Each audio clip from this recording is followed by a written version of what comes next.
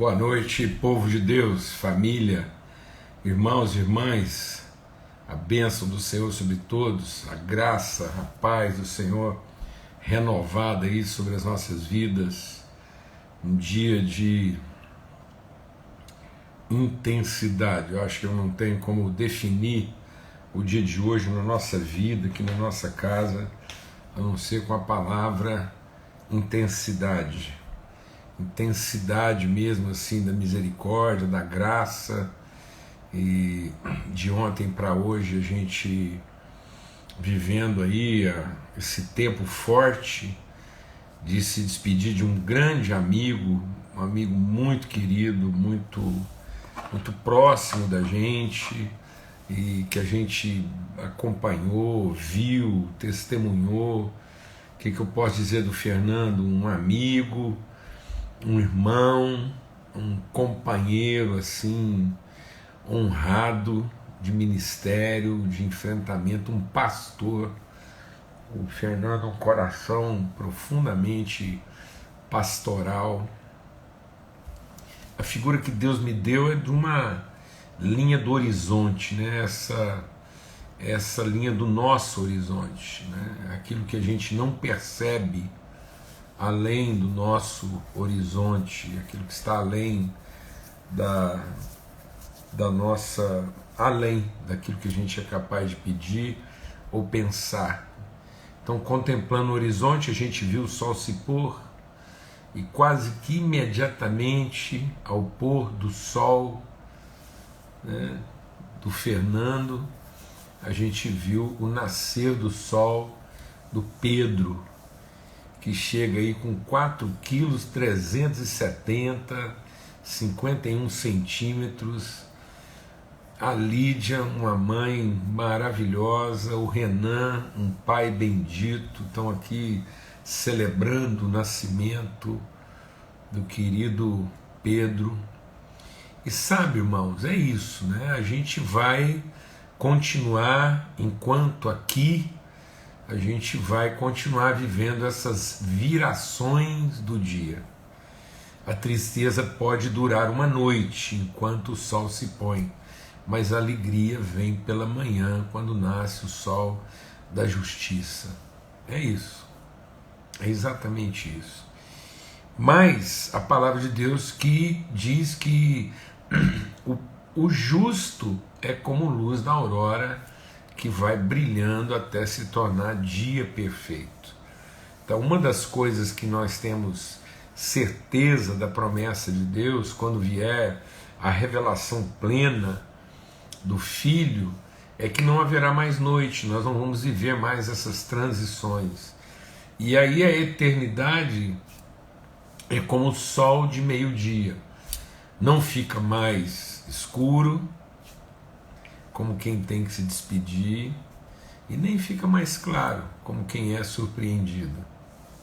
É sol de meio-dia, sem sombras. Enquanto isso, a gente vai tendo que conviver com as sombras. Mas a palavra de Deus nos dá segurança para que a gente possa atravessar esse vale, onde ainda há sombras.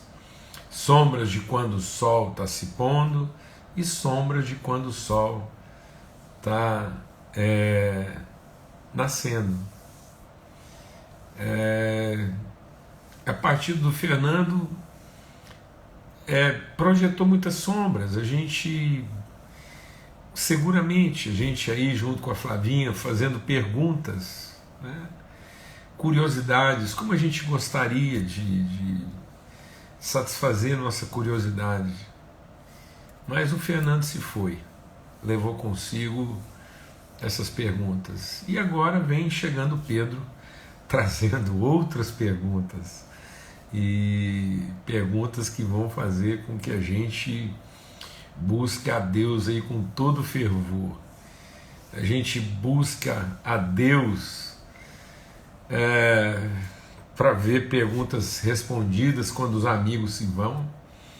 E a gente busca a Deus para tentar responder as perguntas dos amigos que chegam. Mas tudo isso a gente enfrenta sem duvidar. sem duvidar, porque nossos olhos estão iluminados. Amém? Graças a Deus. Muito bom a gente poder estar aqui. É uma viração do dia. É uma viração do dia. Que viração, né? Mas uma grande alegria, um grande privilégio. Eu quero falar em nome da Flávia, da Maria Fernanda, e agradecendo, assim, testemunhando a grande mobilização de afeto, de amor, de cuidado. E eu pude conversar com a Flávia logo depois, e a gente, logicamente, com tristeza e angústia, mas com muita esperança no coração, tá bom? Então eu trago aqui o abraço, a gratidão dessa casa, né? E da Flavinha, da Maria Fernanda, tá bom, amados? Graças a Deus. Muito bom. E a gente segue aqui na nossa reflexão, e uma reflexão assim que nos desafia. Vamos ter uma palavra de oração. Eu quero continuar aqui nessa meditação, porque é desafiadora, né? E a gente vai avançando aqui nesse entendimento. Pai, muito obrigado pelo teu amor, obrigado por cada dia em que o sol se põe, obrigado por cada dia que ele nasce novamente. Às vezes, quando ele se põe, fica alguma tristeza, alguma apreensão, mas a alegria vem pela manhã. Obrigado porque hoje é manhã, uma manhã tão maravilhosa. Hoje, nesse dia de hoje, é um dia de sol de manhã.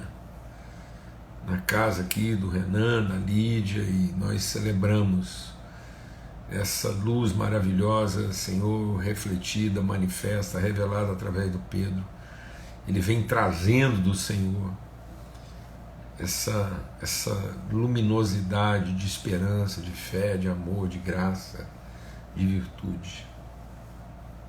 Que a gente possa ser referência de Cristo na vida do Pedro, que a gente possa receber mais um dos nossos irmãos, mais um dos teus filhos aqui, e ter com ele o solene compromisso de compartilhar com ele, de repartir com ele tudo aquilo que o Senhor tem revelado aos nossos corações, no nome de Cristo Jesus. Amém. Graças a Deus. Graças a Deus. Então a gente está lendo aqui: quem entre vocês, né, é sábio? E quem entre vocês é inteligente? Hoje eu acho que todos nós, né, todo mundo hoje quer passar por inteligente, né? Eu vou tirar os comentários, só um segundo aqui, tá bom? Então, assim, né, há uma... Ninguém quer passar por estúpido, né? Espontaneamente, naturalmente. Então, mas aí a pergunta: quem é? Quais, e o que Tiago identifica? Isso aqui é fantástico, né? Maravilhoso. O que Tiago identifica como evidências da sabedoria e da inteligência? Ele diz: mansidão e boa conduta. Isso, sem mansidão, amado, sem mansidão,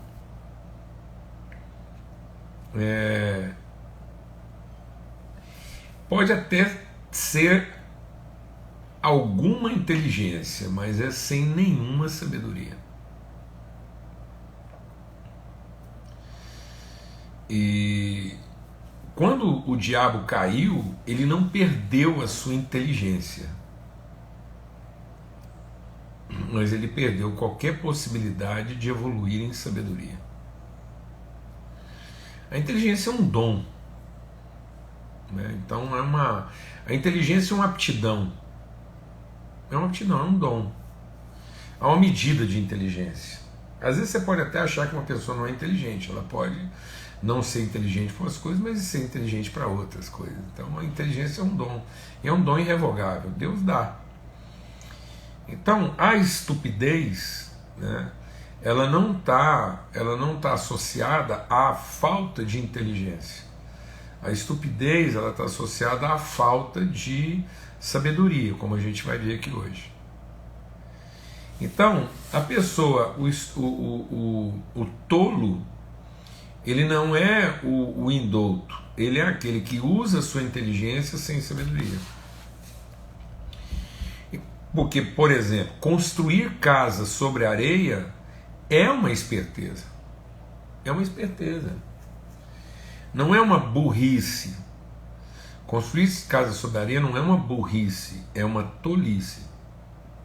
Então, quem constrói sobre areia, ele está dando uma de inteligente, porque ele vai economizar tempo, recurso e esforço.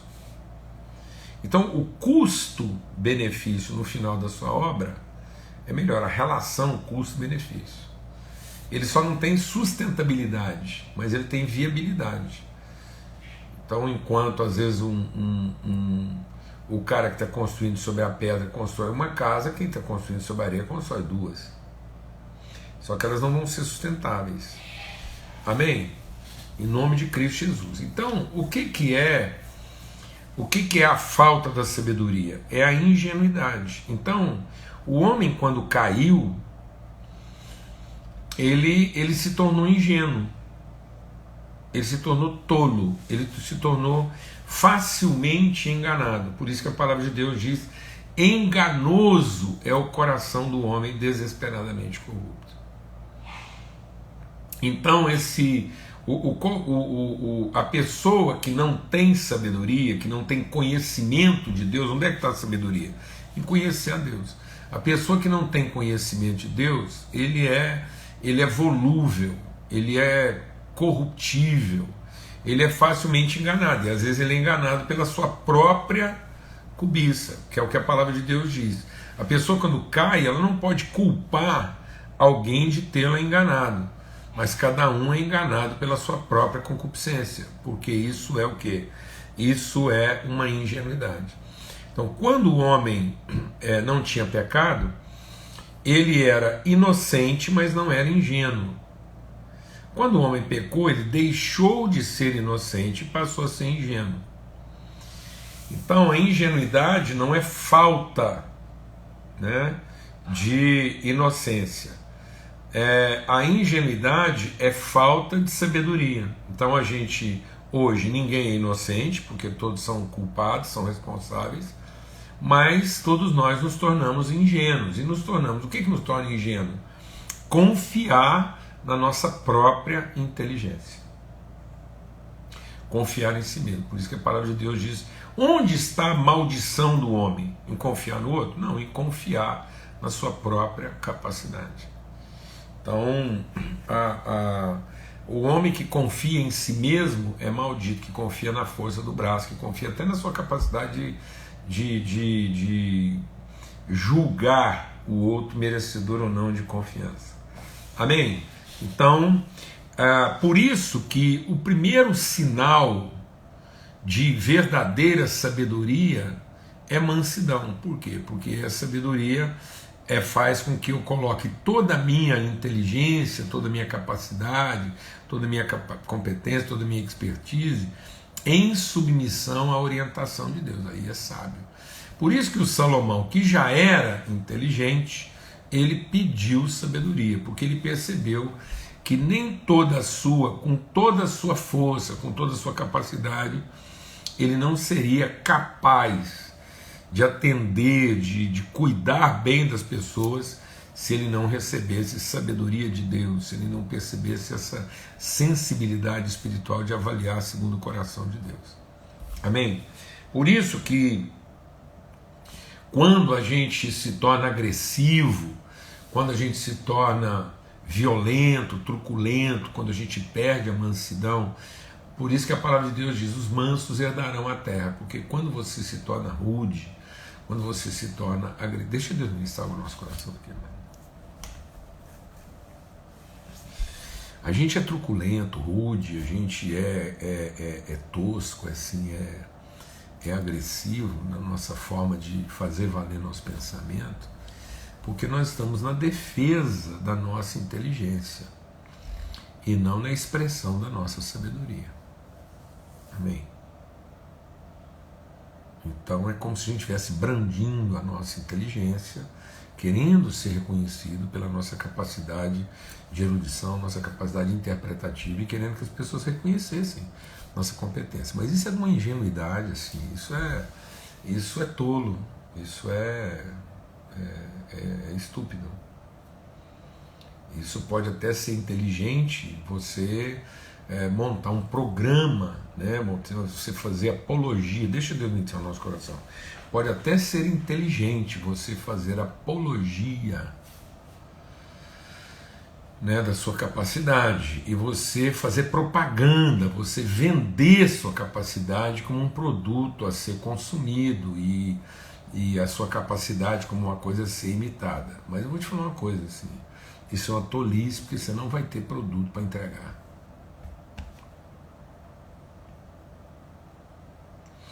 Você vai criar uma demanda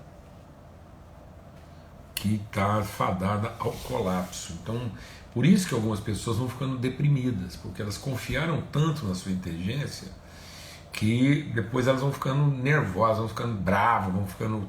Por quê? Porque elas não conseguem ser coerente com aquilo que elas mesmas propuseram.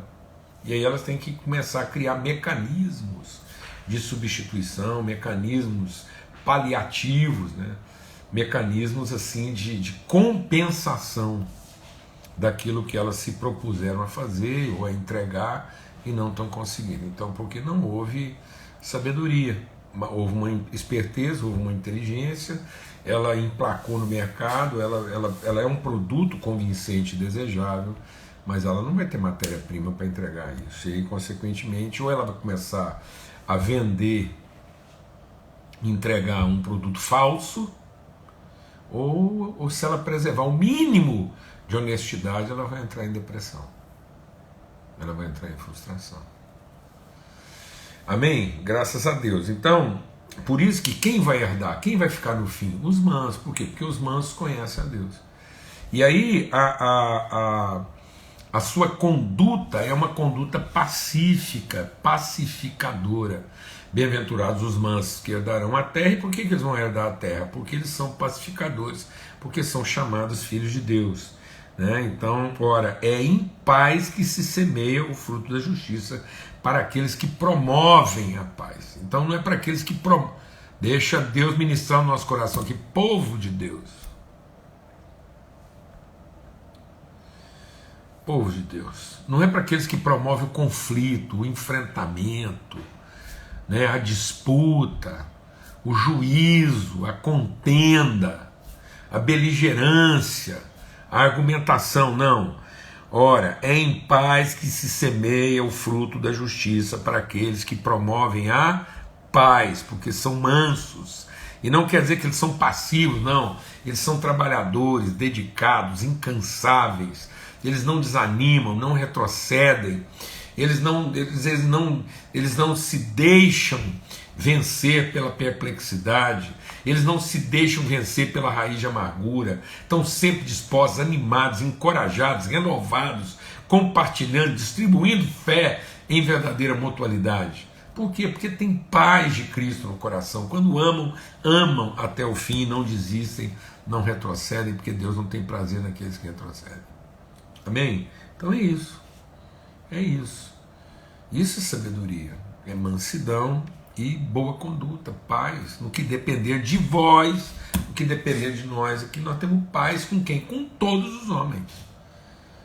Então nós não estamos aqui para estabelecer uma condição de guerra. Uma coisa são as pessoas fazerem guerra contra nós, outra coisa é a gente fazer guerra contra eles.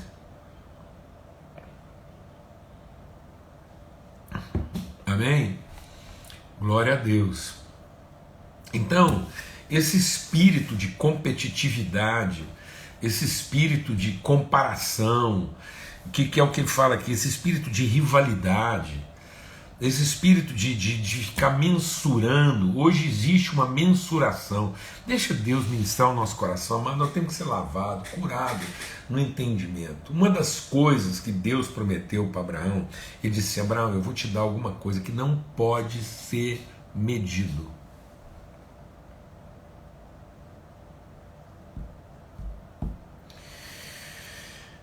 Balança era um equipamento de 2 pratos ligados por um braço que não mentia, uma barra firme, fixa, que era uma boa relação entre os 2 pratos extremos, porque ela fazia uma aferição da relação. Ela estabelecia um parâmetro relacional de medida, mas não um parâmetro polarizado de medida. Então, ela não era uma medida de comparação, não, ela era uma medida de relação, era para produzir um equilíbrio relacional. Amém. Hoje nós perdemos a referência relacional das medidas e nós estabelecemos a deferência individual das medidas. Então nossas medidas individuais são deferentes, elas conferem a nós um direito, em vez de avaliar uma relação. Nós não tínhamos que avaliar nossas medidas para auferir ou deferir direitos individuais, mas nós tínhamos que estar sempre conferindo as medidas para estabelecer justiça relacional. Então, meu irmão, se você anda nessa paranoia de comparar seus números com quem quer que seja, eu quero declarar libertação sobre a sua vida hoje. Isso não é promessa de Deus, não, mas Deus prometeu uma coisa para nós que não pode ser medida, muito além daquilo que nós seríamos capazes de pedir ou de pensar. Foi isso que ele prometeu para Abraão. Quando João viu o fruto de Cristo e da sua obra, ele diz: era uma multidão que não se podia contar. Entra nessa dimensão, amados. Entra na dimensão do eterno, daquilo que transcende, daquilo que ultrapassa nosso relativismo e estabelece para nós medidas de absoluto, de eterno, de verdadeiro, de permanente, daquilo que continua além e apesar de nós. Amém? Isso é sabedoria, porque isso vai trazer paz no seu coração. Onde foi que Davi caiu, amado? Onde foi que Davi caiu como rei? Quando Natan veio conversar com Davi, o que ele falou para o Davi? Onde foi? O Davi caiu porque a mulher lá do Urias era muito bonita? Não, isso foi a justificativa ingênua. Essa foi a ingenuidade de Davi. Sabe onde é que estava a ingenuidade de Davi? A ingenuidade de Davi estava em achar que a mulher de Urias era bonita demais. A outra ingenuidade ele achar que ele precisava dela, e a outra ingenuidade ele achar que ele ia conseguir fazer uma besteira daquele tamanho que ninguém ia ficar sabendo e que ele conseguiria passar um pano em cima daquilo. Mas aonde estava o equívoco de Davi quando Natan veio conversar com ele? Natan disse: senhora Davi, tinha um homem que tinha uma ovelha só, e tinha um outro homem que tinha muitas ovelhas, e porque esse homem tinha muitas ovelhas, ele desprezou aquele que tinha uma ovelha só. Ele fez a conta, ele fez a comparação por onde ele nunca deveria ter comparado: os números. Porque se ele tivesse que ter comparado, ele tinha que ter comparado a qualidade da relação e não a quantidade dos números. Ele tinha que ter aprendido com aquele homem que tinha só uma, porque ele tinha que aprender como é que ele poderia tratar as suas centenas com a mesma qualidade, com a mesma atenção, com o mesmo cuidado e com a mesma dedicação que aquele homem tratava a sua uma só. Mas ele fez o contrário. Só porque ele tinha muitos, ele foi lá e desprezou aquele homem porque ele tinha uma só. Ele foi lá e ainda roubou. Amado, presta atenção, o que está acontecendo conosco? O que está acontecendo conosco? Muita gente sendo violentada, muita gente sendo agredida, porque os números não eram convincentes, os números não eram expressivos, representativos, e muita gente se locupletando e tirando vantagem, proveito, e cometendo verdadeiras violências, só porque ele se impressiona com os números. Às vezes impressiona com os números que estão aqui, e acha que só porque está abafando, ele pode falar o que quer, do jeito que quer, a maneira que quer, e só porque ele tem apoio popular, ele pode tratar as pessoas dessa maneira rude, agressiva, violenta, banal e estúpida. Isso não é sabedoria, por mais que isso esteja sendo realizado por pessoas extremamente inteligentes. Amém. Então, em nome de Cristo Jesus. Por quê? Porque isso tudo está baseado em necessidade. E isso tudo está baseado em quê? Em prioridades. E as necessidades e as prioridades são relativas. E aí ele diz então, essa sabedoria não desce do alto. Pelo contrário, é terrena, animal e demoníaca. Então por que o diabo se beneficia disso? Porque ele vai se beneficiar daquilo que é o circunstante, daquilo que é a circunstância, daquilo que é o relativo. E aí nós temos que trazer para isso o absoluto. Então a sabedoria que vem do alto, ela é primeiramente pura e depois pacífica. Então, de onde vem essa paz? Vem da sua pureza. E por que o que é essa pureza? Deixa Deus ministrar o nosso coração. Essa pureza não é essa coisa piegas, né, daquela questão assim, imaculada, intangível, segregada. Não é dessa pureza que ele está falando. Ele está falando de uma pureza, de alguma coisa que não se corrompe, que não se deteriora, que não fermenta na sua natureza. O que é essa pureza? Essa pureza é o seguinte: a sabedoria que vem do alto, quanto mais pressão, quanto mais dificuldade, quanto mais perturbação, quanto mais o que for, quanto pior for a circunstância, mais ela se revela exatamente aquilo que ela é. Então a gente não pode, eu e você não podemos usar as circunstâncias para justificar a nossa corrupção. Porque senão nós estamos falando da nossa inteligência e da nossa falta de sabedoria. Nós estamos falando que a gente tinha tudo, menos sabedoria, porque não tínhamos nem mansidão e nem paz de coração para enfrentar a situação. Mas se nós temos paz de coração, nós somos mansos, não vamos agir em violência e, portanto, também não vamos sofrer a violência. A violência não vai nos corromper, a resistência não vai nos corromper, a perplexidade não vai nos corromper, e a gente vai manter o nosso coração puro. E puro não quer dizer um coração isolado, fechado, um coração um coração ermitão, um coração fechado, enclausurado, encapsulado, enconchado, entrincheirado. Quantos homens e mulheres de Deus hoje estão entrincheirados, estão escondidos, entraram para dentro de uma gruta, e Deus chega para esses homens e diz: o que é que você está fazendo aqui? Deus vai lá nos visitar nessa gruta de reducionismo, nessa trincheira de defesa, como alguém que está desapontado e que está se sentindo ferido por todo o reconhecimento que não teve. Não, amados, que você seja lavado de tudo aquilo que não é a verdadeira sabedoria, o verdadeiro conhecimento de Deus, porque o seu coração esteja puro. Liberte-se do fermento, liberte-se dessa raiz de amargura, porque qualquer raiz de amargura brotando no seu coração vai contaminar. Por que ela é pura? Porque ela não se contamina. E por que ela não se contamina? Porque ela não se ressente do mal, não procura seus próprios interesses, não se exaspera e não tem prazer com a injustiça. É isso. Uma sabedoria que fala do conhecimento do amor de Deus. Amém? Em nome de Cristo Jesus. E é isso. Aí ela é pura. E porque ela é pura, ela é então também o quê? Pacífica. Aí eu queria falar uma coisa aqui, a gente já está concluindo. E vamos ficar dentro dos nossos 30 e poucos minutos aí. Concluindo. Alguém vai dizer para mim hoje, amanhã a gente vai continuar falando sobre isso e vai dizer assim: pastor Paulo Júnior, meu irmão, mas isso é difícil demais. Deixa Deus ministrar o nosso coração. A sabedoria do mundo é fácil e impossível. A sabedoria do alto é difícil, mas é possível. Tem gente que chega para mim e fala assim: é difícil, mas é impossível viver desse jeito. Eu falo: não, é impossível viver do jeito que as pessoas estão tentando viver, porque não vai dar em nada. Vai ter muito esforço, muita dedicação, muito empenho, muito sacrifício, muito tudo, e vai terminar, sabe em quê? Em nada, zero.